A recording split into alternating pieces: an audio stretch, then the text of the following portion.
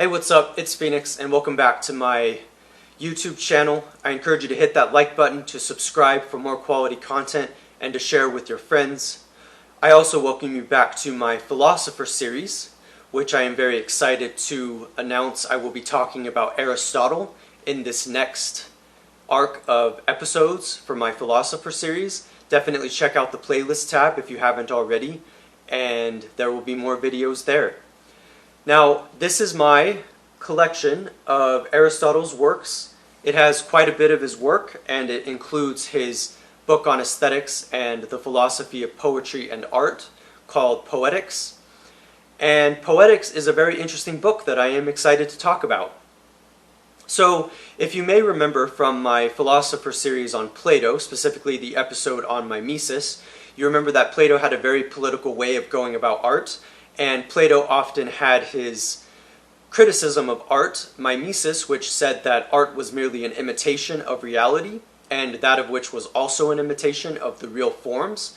And so basically he was saying that art was fake, that art was valueless, that there were a lot of problems with viewing art, and even going as far as to say that art makes you immoral. Well, Aristotle had a very different perspective on that in a very interesting way.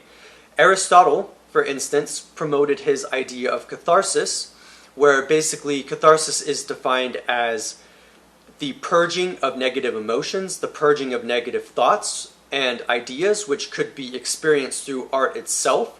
So that could be experienced through poetry, such as by Homer. It could be experienced through the plays of people like Sophocles. And if you think about it, this argument really makes a lot of sense, because it implies that whenever we view art, we are engaging with negative aspects of ourselves that we then understand and that we then can move on from and purge from our existence.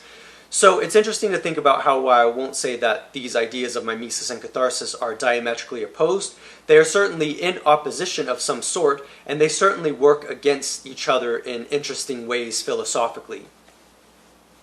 They are saying very different things about art, reality, and morality, and that is very interesting to keep in mind. Now, I would argue that Aristotle is very hopeful about art. He thinks that art is beautiful and aesthetic, for one thing, but he also thinks that art is a matter of cultivating the self, of cultivating who we are as people and as a society, and certainly this can be very interesting to keep in mind. It seems as though the purpose of poetry and art and plays is to be part of society, to be part of a cultivated society, and to cultivate ourselves by way of engaging with the art that we engage with.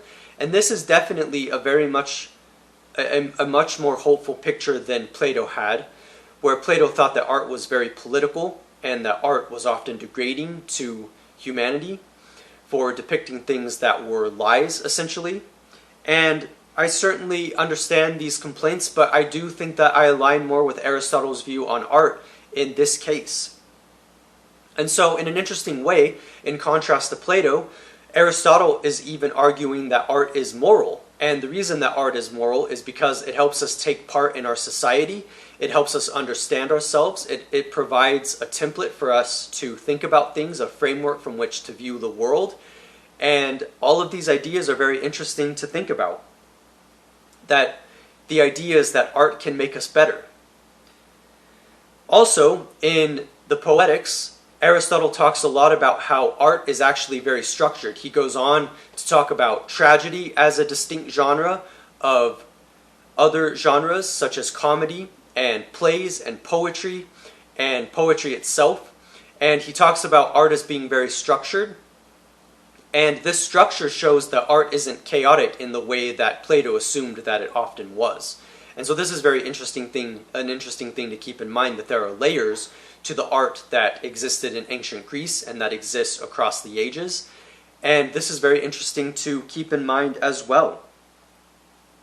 Now, Aristotle also implies that the intellect is very important to how we view art, that art is a very intellectual activity, and because it is intellectual and cerebral in a sense, it is engaging us by way of pleasure, by way of thinking about these things, but also by way of our curiosity about the world, and that art can be a very beautiful thing for showing these kinds of things. Also, overall, Aristotle is arguing that art itself is very lively, that art incorporates so many different elements of our lives and of engagement and enthusiasm. And so when I think about all of these arguments by Aristotle, I certainly have a much brighter picture of art and what art can do, even when art is engaging with difficult subject matter or engaging with dark themes. That there is a way that art can really be a window to the world, that art can be a window to ourselves. And I think that this is very valuable.